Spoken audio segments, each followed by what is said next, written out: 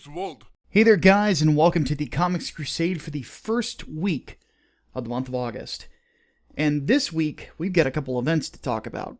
Specifically, Hunt for Wolverine and Infinity Wars. And one thing that I want to specifically talk about with these particular books is the idea of making it seem like it's worth turning the page. And sometimes there are two ways to stop someone from doing that. A is to kill the pace. On top of that, have no pace at all. And B is to make the entire thing seem like it's not worth it. And we're going to go over both of those this week. But a question for you, the audience. Do you think that there are way too many micro and macro events that go on, especially in Marvel Comics? Because personally, it seems to me like they constantly feel the need to kill someone off for shock value, and then they end up bringing them back, and they try to make something big out of it, and it doesn't really vibe very well. The last real micro event I can remember reading and liking was Venom Inc. That's it. That was probably the only one in a long time that I've really enjoyed. So, let's go ahead and get down to it. Hunt for Wolverine, Weapon Lost 4. So this is one of the two events that I've been covering, and I have to say that I couldn't be more disappointed in how Hunt for Wolverine is going. Mostly because there is another Hunt for Wolverine thing after the issue 4 of Weapon Lost and the others. And it's a little bit disconcerting, because it's realizing that, okay, as the audience, as the purchaser, I should say, because I need to put that into emphasis, I am basically buying the middle of a story across 4 different comics. That does not seem like it's really worth my money. And as I've said before, there's only one of the 4 of these books that really is worth buying for every single issue, and it's Mystery and Madripoor, even though it's probably going to end up having little to nothing to do with Wolverine in the long run, simply just because it's a well-written team book. Regardless, this particular book emphasizes the second point that I made about events, making it feel like buying every issue of the event was not really worth it, because, spoilers, click ahead if you don't want to know them, there's no real payoff here. All we get is a tape that shows us that Logan is alive, which we already knew, and that he might be going bad for whatever reason. Okay, Marvel, if this is how you're going to try to wrap 4 months of books, this is not the way to do it. I want something to be revealed to me that is really intriguing about this, and the idea of Wolverine going bad or going mercenary or what have you, not really intriguing. Are we setting him up as a future villain? What's going on? Because I have a feeling that this is going to go nowhere. It's probably going to be Logan found the plot to something and decided to go undercover and yada yada yada. It's probably going to be stupid. So, look, Marvel, if this is going to be the way you start wrapping events, or at least the middle part of them, it is no wonder that the world is seeing that you have absolutely no business acumen. None at all. Infinity Wars 1. So, you know the plot to The Terror Beyond, the 2-episode back-to-back of Justice League way back in the day? If you don't, go and watch it at some point. I know you can't get Justice League on Netflix anymore, but I think you can probably Jack Sparrow it, or wait until this DC streaming service comes out. It'll probably be on there. Regardless, though, there is an episode of Justice League called The Terror Beyond, which centers around Solomon Grundy finding his soul. And for better or worse, the concept of this story, at least from what I'm seeing with Gamora, is basically ripped straight from that. So Gamora can't find her soul, so tell Gamora where soul is, or Gamora crush. This might as well be called WAMMEN Kills the Marvel Universe, because what we find out is that Gamora, with a big fucking sword, and trying to give herself this new name, cut off Thanos' head, so Thanos is dead again. Which would explain why he's in hell in the Thor comics. Regardless, the first issue is mostly dialogue and this idea of trying to start a new Infinity Watch, without Adam Warlock, mind you. He walks off, and it goes nowhere. Because of course it goes nowhere. Because one person that has the Mind Stone is Turk Barrett. Another one doesn't want to reveal that she's alive in Black Widow. And so on and so forth. So it really just is a whole lot of nothing. And the end, there's a twist of Gamora killing somebody else. Look, this is not entertaining. This is boring. Most of the dialogue is just played out. It's agonizingly simple. And the fact that it is agonizingly simple is what makes it so disappointing. There's no real good reason to have a type of a book where you're starting out this big event with a big discussion. Rather, I would hope that it would start out with everyone trying to get the Mind Stone away from Turk Barrett or something like that, because, he's a bad guy. But whoever is writing this book obviously has no sense at all. So I have a feeling that Infinity Wars is going to suck, because the first issue sucked. I don't recommend it at all. Immortal Hulk number 4. Another disappointing book. So Immortal Hulk started off with some promise of this, again, sort of a Swamp Thing, Ghost Rider-ish sort of superhero horror thing. And the first 2 issues by Al Ewing were very, very likable. After that, what we end up finding is just a book that's starting to drag again. It goes over the origins of Sasquatch. It goes over the origins of the Hulk, as if we didn't know both of them already, or at least the Hulks. And then Sasquatch gets stabbed and almost dies, and then doesn't die, and then Tanarak's back. Oh, goody. It's not entertaining. It's just not. The book felt like a waste of time. I was hoping that with introducing Sasquatch, he would help this reporter track Bruce Banner down, but he ends up just revealing himself after Sasquatch gets stabbed in his human form. It's just not really enjoyable. I have no further words. I mean, the art's good, but really that's about it. It's a waste. It really is a waste. It invalidated the last issue of this woman going and talking to these people about the Hulk and this Hulk sighting and all this stuff, because Bruce just shows up.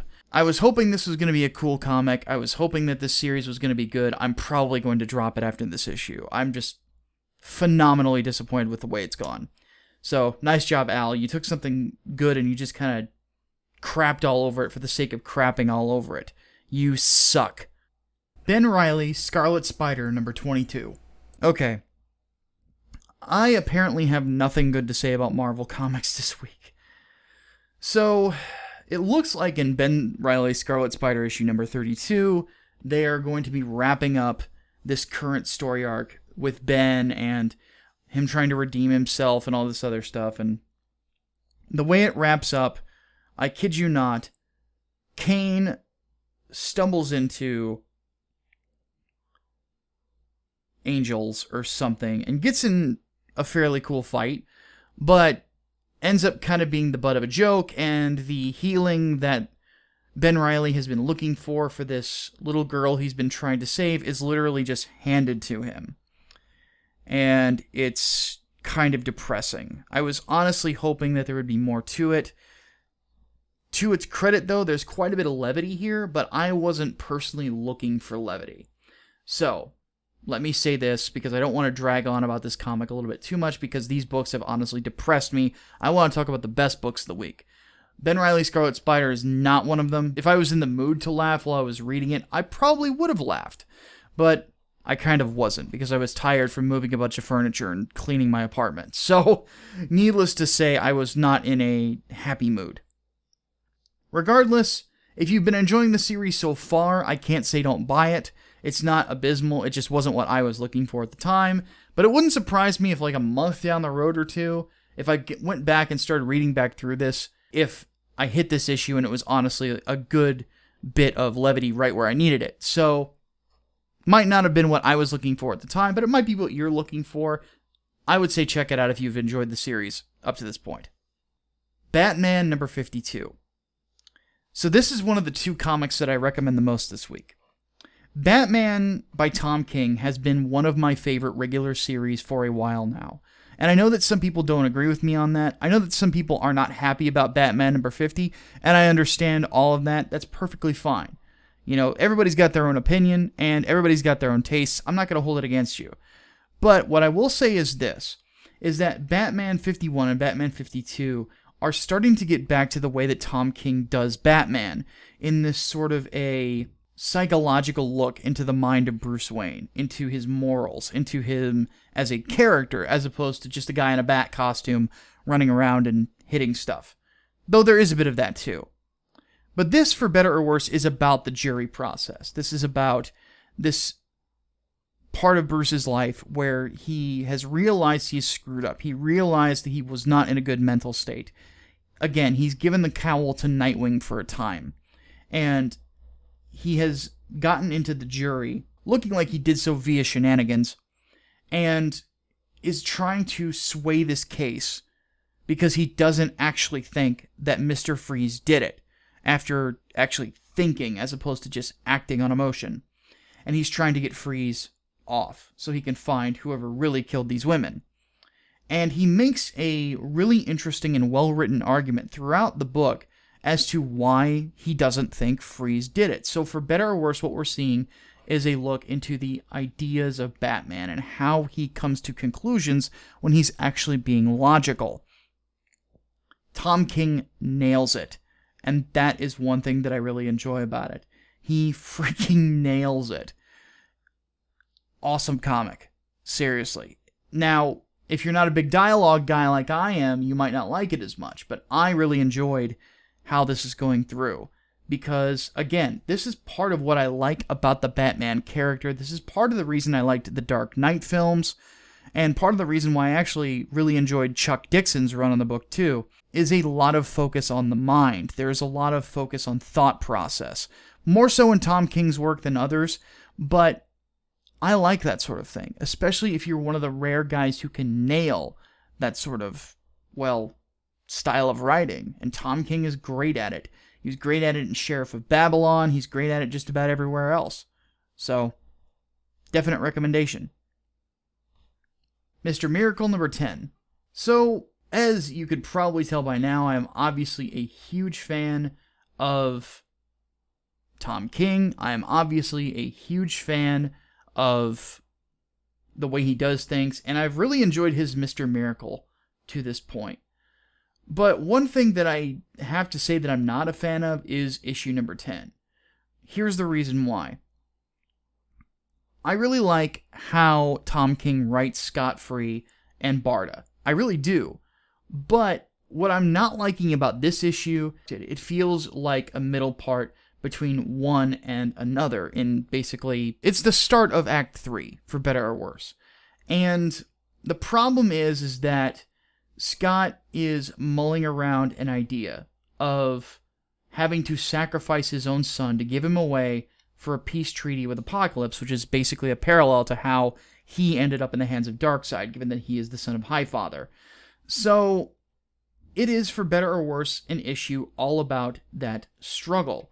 And the problem with that is that it's very difficult to really look at this and look at it from a casual perspective and say to yourself, yeah, this is something that I really want to read, without knowing what's immediately after and being able to read it immediately after. For better or worse, what I'm saying is that this is decompressed, and this is a book that you're probably going to want to read in trade.